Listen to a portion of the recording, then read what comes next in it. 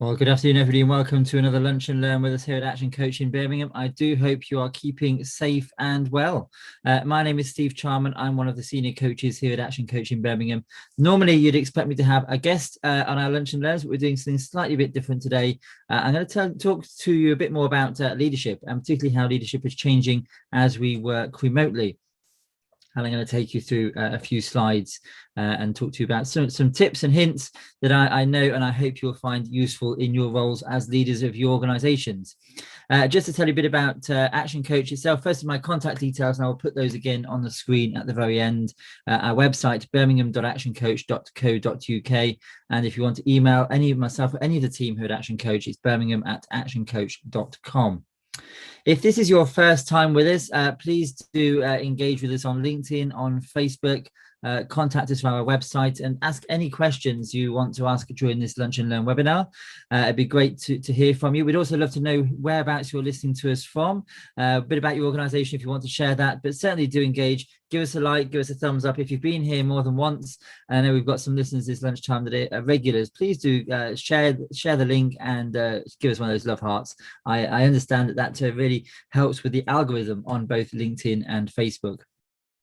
Just a bit about us here at Action Coach. Who are we? We are the world's #1 and largest business coaching organization around the world. And if you go and Google that, you'll find Action Coach comes up first. Proud to say we have 1,000 offices in over 80 countries worldwide. We were founded and still owned privately by a gentleman called Brad Sugars. He's an Australian living in America. And I bumped into Brad. I was at a conference with him before lockdown, before we weren't allowed to go and meet in such conferences. And I said to him, Brad, how big do you see Action Coach? What's your vision for the business? And he said, Steve, and I'm not going to do his American accent. He said, Steve, we want to be in at least 109 countries. Now, why 109, Brad? And he said, Steve, because McDonald's are in 108. And I always remember that. It's an example of how he's got this really clear vision to create world abundance through business re-education. So a bit about us, but what I want to talk today is about leadership in organizations and how that's changed. Now, you may well hear me say things that you've heard before. And what I would say to that is the most expensive words are on the screen right now. Those words I know, and I've heard them from my children who've just turned 10 this week. Those of you who were with us on Monday will know that. But as children get older, they get into their teenage years in particular, they become experts at saying, yes, I know. And I've seen it in the work settings myself, whether that's in the public sector, in the private sector, around boardroom tables. I've seen that I know look. The arms folded, the eyes glazed over. But I can guarantee you that approach really does kill the possibility that we as leaders in our organizations may learn something from the conversation. We may learn something from those those members of our team. So instead of saying, I know, we talk at Action Coach about banishing that and saying, isn't that interesting? What can I learn from my team? What can I learn from my peers? What can I learn from those around me in my organization? So do adopt that approach this afternoon, this lunchtime. Don't think I know, but think, isn't that interesting? And how can you take more away from the conversation? Now, before I get into more detail, I just want to talk through this screen this slide on the screen now. We have a choice in everything we do as leaders of our organizations. We have a choice in every scenario and every situation you and I find ourselves in. You may well have had a tricky morning this morning. You may have had a challenge that you weren't expecting when you came into the office, into the workplace. You may well be facing a difficult customer. You may well be facing a difficult challenge with a member of staff and an issue within your team. How you respond to that really does dictate how that issue will be resolved and how people perceive you, and ultimately how successful your business and you will be as a leader and owner in your business. When we went into lockdown, and going back a year ago now, I remember switching on the TV, listening to the news, and as the lockdown restrictions were put in place, I heard so many stories where people were talking about blaming those where the virus first erupted, having excuses why it didn't apply to them, why they didn't need to isolate, why they didn't need to obey the restrictions, why they were an exemption, and in many cases people in complete denial through lack of knowledge, partly, of why this pandemic was so significant and the impact of the virus.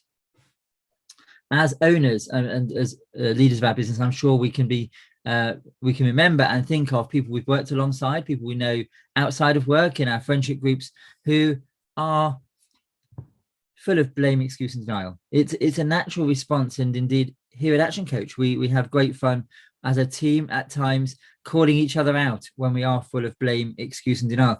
It's our instinctive response to many situations. I was baking a birthday cake for my daughter and my son over the weekend, and the first couple of attempts were absolutely appalling.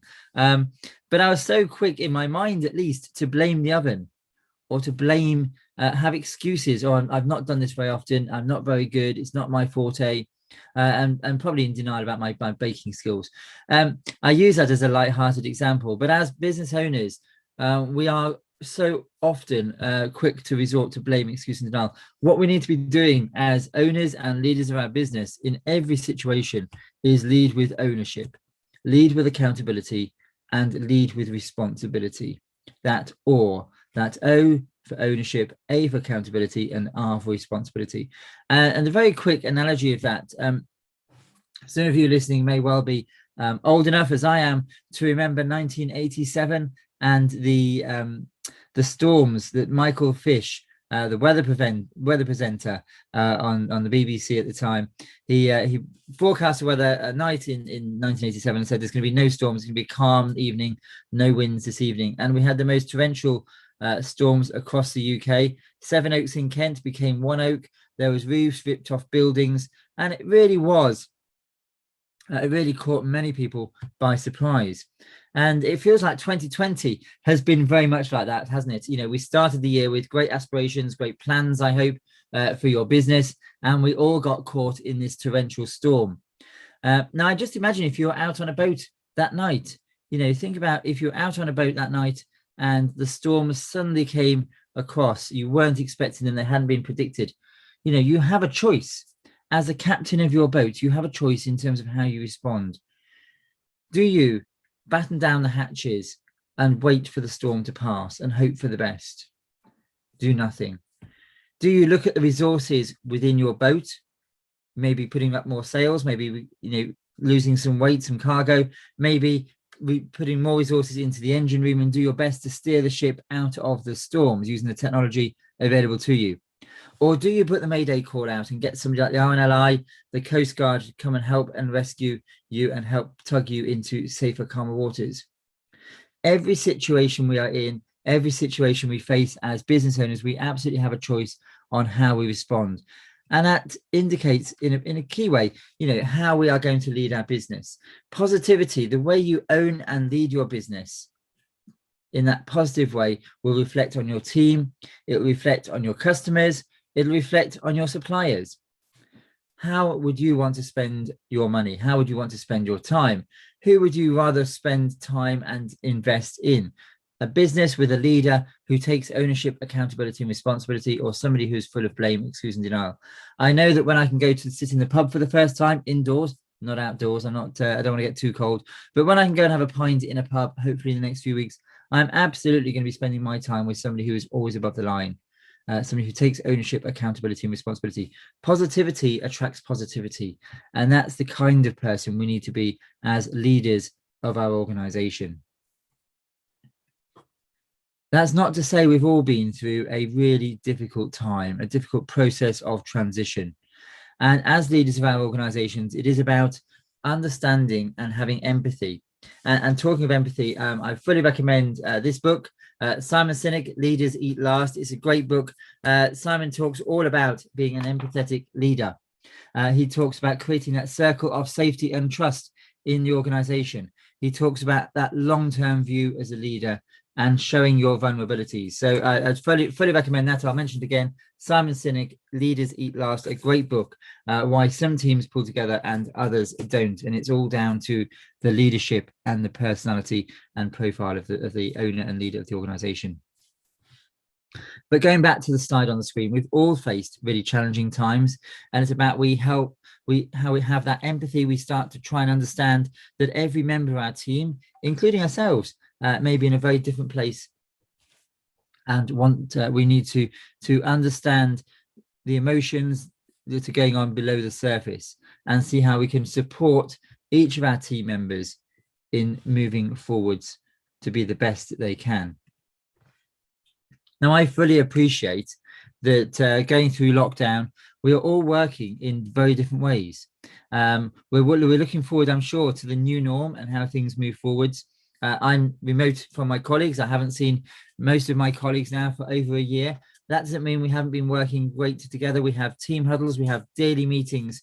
But it is about, in terms of leadership, it's about making the most of the situation. It's about leadership first and location second. It's first and foremost about leadership. Don't let the location or the distance distract you from the fundamentals of leading your people. The timeless principles of leadership don't change, and I'm going to go into a few of those in a moment. But 4 questions you could be asking yourself, and remote leaders need to be asking themselves, is how do we know people are really working? Are people getting enough social interaction? Are we giving good feedback? Are we giving enough feedback and getting enough feedback? What is the interaction with your team on a daily basis? And can you be as effective as when you were co-located? So questions to challenge yourselves on a regular basis. Now, leading remotely does require some changes. 80% of white-collar managers have at least one direct report who works in a different location.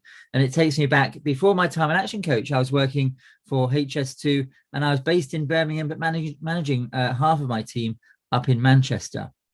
There's 2 repercussions. Firstly, communication. We need to think about communication. We need to think about the methods of communication that we're going to use to enable our team to succeed. They will have changed. They have changed. And the notion of a leader's sense of isolation is no longer simply emotional. As a leader in your organization, I'm sure at times you may well feel isolated. You need to work at a different level. That's no longer just an emotion. It's physical as well. But the act of leadership hasn't changed that much. We need to do the same things, but in a different way, and look at a different set of tools that we can use. Now, I talk about communication. Communication is so important. I'm sure you've all heard the phrase that 7% of communication is often verbal, 93%, and you can see me gesturing with my hands here, 93% is non-verbal. And when we lose that non-verbal communication, that face-to-face communication, how else are we going to make up for that? There are great examples of good and bad communication. Think of a text message or a WhatsApp message or an email. There are so many ways that a word or a sentence or a paragraph can be interpreted. And it's about reflecting, reviewing and thinking about how you're communicating, what you're saying, the words that you're using, and the tone that you're using as well. Virtual communication changes interpersonal communication. We lose that face-to-face. So we need to make sure that the messages we're sending can be easily understood. I've often heard the phrase, the response we receive reflects how well we are communicating. And I know myself, I'm guilty of that at times. We need to think about the words we're using. A great tip I often say is, write a text message, give yourself 10 minutes, read it back, and then send. In an email, if you've got the luxury and the time, write the email, especially if it's a complex, in-depth, if it's emotional, if it's challenging, draft your email, read it, don't send it straight away, come back to it, have a cup of tea, come back to it and reflect on it before you send it. And find other ways to receive critical cues from the audience and team. How else can you engage? How else can you engage with your team when you're remote managing them? So, think about your communication, think about the words you're using and the style and the way you're putting it across, the tone as well. Leading requires a focus on the 3O model. So think about outcomes, leading with purpose of reaching a desired outcome. So barriers can cause isolation, lack of environmental cues, less repetition of messages. So, think about the outcomes you're looking to achieve and making sure they're really clear and everybody is on the same page and everyone has the same understanding of the aims and objectives, the outcomes of your task, of the business, of the week's objectives, and make sure you've got some visual management of that. Think about dashboards. So do you share a dashboard in your team on a regular basis? And as a leader, maybe noting the outcomes of others before yourselves, that servant leadership principles. Celebrate success of others in your team, celebrate, highlight where there's been success, but also talk about challenges in terms of how can you support each other as a team and how can you lead on that with your team from the front. Lead, as I say, lead with and through other people. You are more influential when you focus on other people. So that's servant leadership. I would encourage you to have a dashboard of key achievements, of key targets, and share that on a weekly, on a regular basis. Team members are more engaged when you focus on them. So talk about them, talk about the opportunities and the successes of them, and also yourself. So the third O is yourself, your beliefs and compassions. Knowing who you are and how you lead is important whenever you're leading people at work in your people. So understanding what it is that makes you a successful leader, what your skills are, and also being prepared to be vulnerable. Again, I go back to Simon Sinek's book. Allowing yourself to be vulnerable, showing your vulnerabilities is so important as a leader as well. Leading successfully requires achieving goals of many types. Organizational outcomes, clear targets and frequent discussions with them. Team outcomes, break that down into individual teams. People must need to know how they fit into the wider picture. And personal and individual outcomes as well, developing both goals and expectations. Establish rules for working, make sure everyone's got a clear understanding of what's expected of them, and describe what good communication looks like. What does good look like in your business, both in terms of the outcome and in terms of communication? Remote working can be really isolating. It can be like living on a desert island for some. There are some people out there, some of your team who I'm sure thrive on that social interaction. And it can have an impact, and it will have an impact on that sense of belonging and being part of a team. And so it's easier for team members to lose sight of that big picture and their role. And so I would encourage you, again, going back to the dashboard, develop electronic dashboards, online communication tools. There are some great tools out there, whether it's Trello or other dashboards and project boards that you can use as a team, using WhatsApp groups for regular, frequent conversations, making sure you have those team huddles. They don't have to be long, 15, 20 minutes in the morning, really bringing people together so that they've got that organizational focus. They know what everybody else is doing in terms of how everybody else plays a part in your organization. And also, as I say, focus on achievement, not just setting goals. And this is where that BFO, or maybe that I know moment might come for you. You may well, I'm sure you have heard of SMART goals before, that specific, measurable, achievable, results oriented and time bound. But I challenge you, when did you last go back and look at your goals? When did you last go back and look at your KPIs in your dashboard and share it? When did you last go back to that and challenge yourself? Is it SMART? Is it specific? Is it measurable? Is it achievable, results oriented and timely?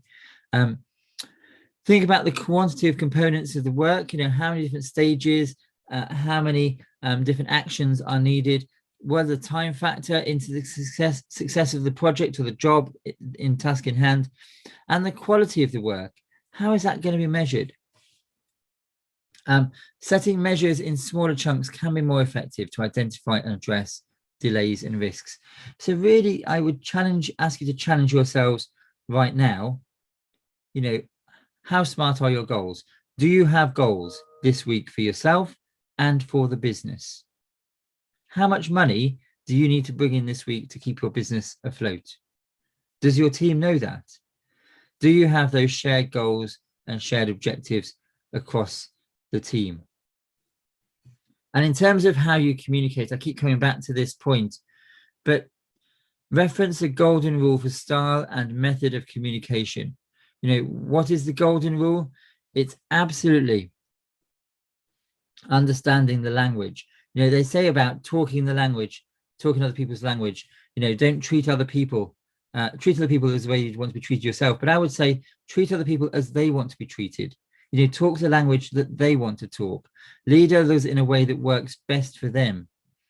Ask some really neutral questions. How can I help you to be successful? I want to support you and help you stay on track. And how often would you like for us to have a one-to-one? You know, we had Angela Podmore with us on Monday, and she used a phrase which made me smile at the time. She said, don't we all over your customers. You know, in terms of your external communication, don't talk about we all the time in your website, in your communications. And the same goes for internal communication with your team. You know, when you're there to nurture and encourage your team, that golden rule, talk their language and talk about them. You know, how can I help you? How can I support you? And how often would you like us to catch up and have one-to-ones? And utilize the profiles. If you're familiar with DISC or any other profiling software, profiling systems, you know, use profiles to help people mesh better together. If you know you've got people who are highly strung, you've got introverts, you've got people who love detail, you've got those high Ds, those very dominant, those very decisive people, you know, find out what makes other people tick, find out what kind of language they work best to. We've all got our different languages that we identify with, and get people working together that work well together. Look at people's behaviors, their styles of working, and challenge that, but also, you know, look at the team you've got at the moment, look at who you've got, and how can you put people together that work well together. Think about their communication styles, their behavior styles. And here at Action Coach, we do a lot of work around DISC. There are, of course, there's other personality profiling software and processes out there. There's Belbin, there's Myers-Briggs, but whatever system you've used or you might be interested in using, you know, try to understand how your team can work better together. Ask people how they want to work with you, and say, use those neutral questions that I've referred to already. You know, talk to people about what their aspirations are. And my colleague Roz will talk a lot about CNEs, critical non-essentials. So try to get to know the person that you see every day. You maybe meet every day on Zoom, you talk to every day, but you know, when's their birthday? You know, what's going on outside of work? You know, tell us a bit about your family. What do you do at the weekend? All these critical non-essentials to help to get to know, like, and trust, and enable you to show empathy as a leader in your organization. You're not trying to be best friends. It's not about that. It's about trying to understand the person that sits behind the screen in front of you, the person at the end of the phone, the person that you want to engage to do the best that they can for you in your business. Because building trust at a distance doesn't happen by accident. Remote leadership means trust is harder to build and more easily broken. So there's three components necessary for high levels of trust to exist. That's about finding that common purpose. So is there something about you and about the person you've employed, the person you're working with, the person who's working for you? Do you have a common aim? And it goes back a lot to, I talk to a lot of clients in Action Coach about values, having the core values in your business. What is it your business stands for? What is it you stand for? What are the values of your organization? I'm sure through having those conversations, you will find a common purpose between you and a member of your team. Do you believe your team, the people you lead, are competent? Do you know your team are competent?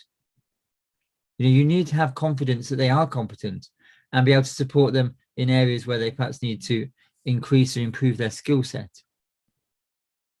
And also understand what motivates. So what is it that drives the people you're working with? What is it that, why is it they're coming to work for you? What makes them get out of bed in the morning? What is their longer term aspiration? What are they trying to achieve? You know, are they wanting to take the next step up in your organization?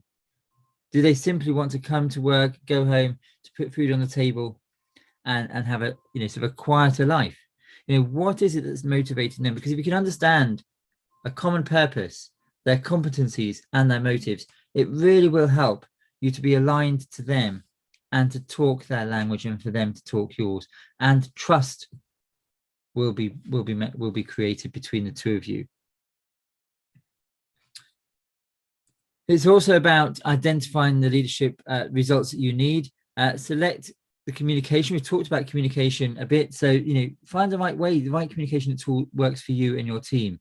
You may have colleagues that work better by having a conversation over the phone. You may have colleagues now that you're happy to meet and they're happy to meet face to face, socially distanced, but that can take place now. You can also have one-to-ones in the workplace if you've got people coming in as well.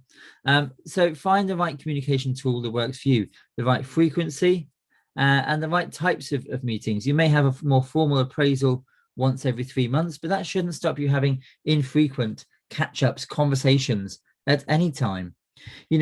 Try and have a mix of rich one-to-ones. Think about the tone and the expression, the body language and the word choices you're using in those meetings.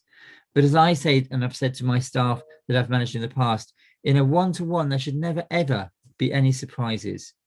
There should never be any surprises, because if you are leading your organization, leading your team in an effective way, your team should be able to talk to you at any time. And think of the scope of communication as well. You've got the one-to-ones, you've got that direct conversation, but also think about other ways in which you can communicate with your team. Maybe it's a weekly email with the key points, the key highlights of that week, the key achievements, the focus for the following week. Maybe it's a newsletter if you've got a much larger organization that goes out once a month. Maybe it's a recorded message, a recorded video message that goes out. All these things provide a broad reach, but lack that richness of a two-way interaction, which is why it's having the right balance between the scope and the direct communication with your team. But absolutely be mindful of what you're trying to get across, who the recipients are, and how richly it needs to be done. As I said earlier on, the response you get to any communication indicates how good that communication has been in the first place. So think about the conversation you need to have and choose the appropriate form of communication. So now more than ever, we've got the opportunity to use technology in a different way. So choosing the right tool for the right job. So, I've talked a bit about communications.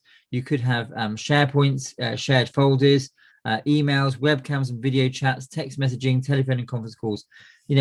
Choose the right tool for you. Video and recorded messages add that visual component. People can see a bit more of the gestures and the non-verbal communication cues. Those common file locations, it again offers trust and builds trust in your organization. It allows for permanent and accessible central documents to be stored. It shows that you trust your team, and it increases efficiency in your organization. Emails are great for broad reach and recorded information, highlighting success and ensuring there's an organizational focus going forwards. Many of us have got used to webcam and video chats over the last 12 months. It's the ultimate remote communication tool, and we've been forced into using it. But I think it really has. It's kept the world going, hasn't it? Who'd have thought a year ago that we'd be using Zoom, Teams, and other platforms in the way that we are now? It's given us a flexibility, but it's given us the ability to keep our businesses going. And on a personal level, it's kept us all mentally healthy. That communication, that seeing our friends, our loved ones, our family visually has really kept us going through difficult times.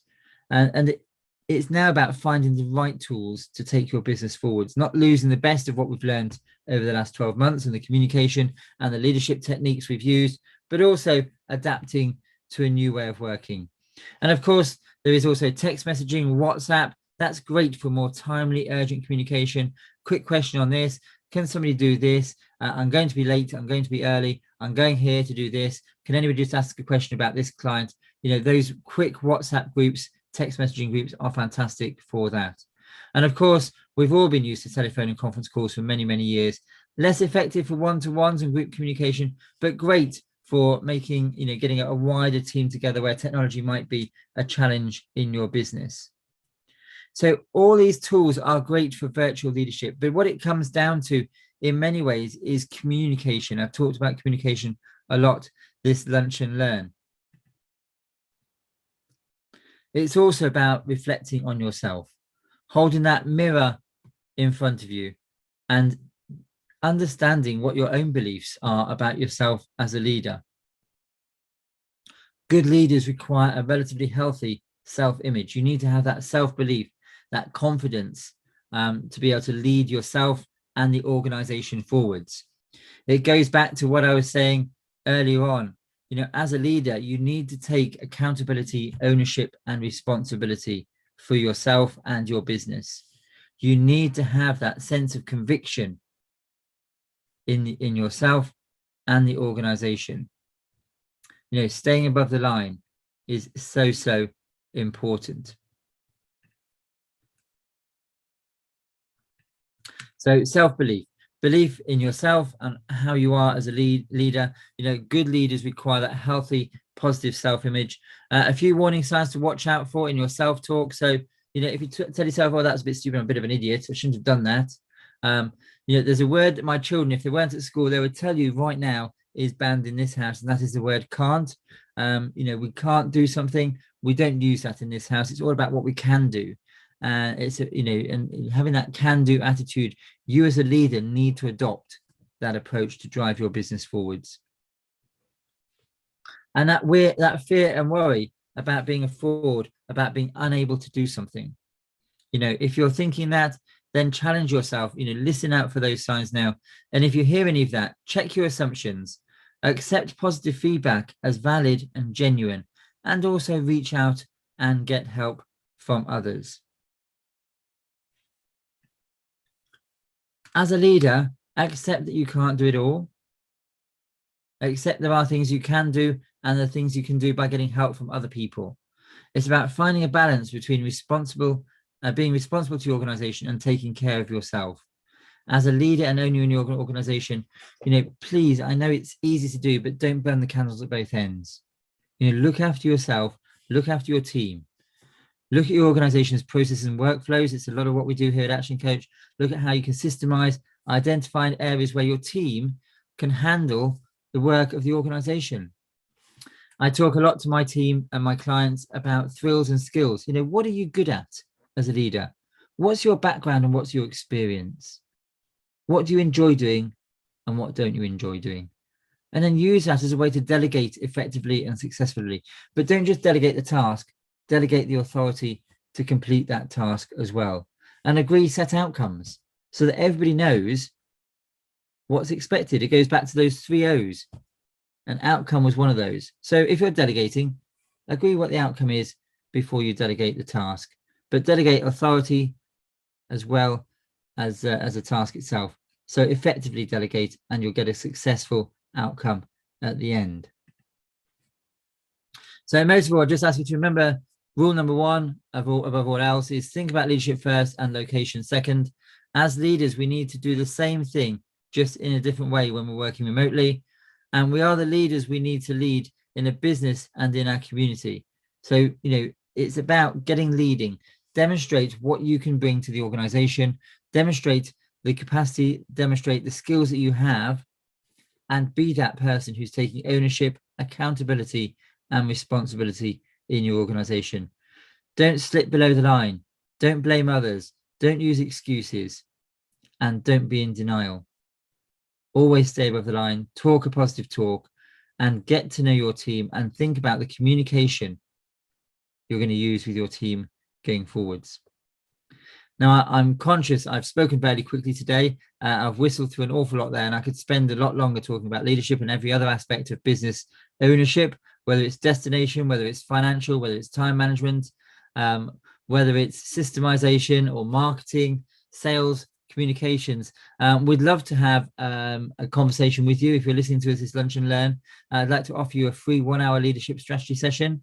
We can talk about the current constraints in your business. We can look at the priorities, the focus. We can talk about the 3-year objectives of your business and what it means to you personally to achieve that in 3 years' time. And we can also talk about some of the obstacles you might be facing today or you anticipate on the way.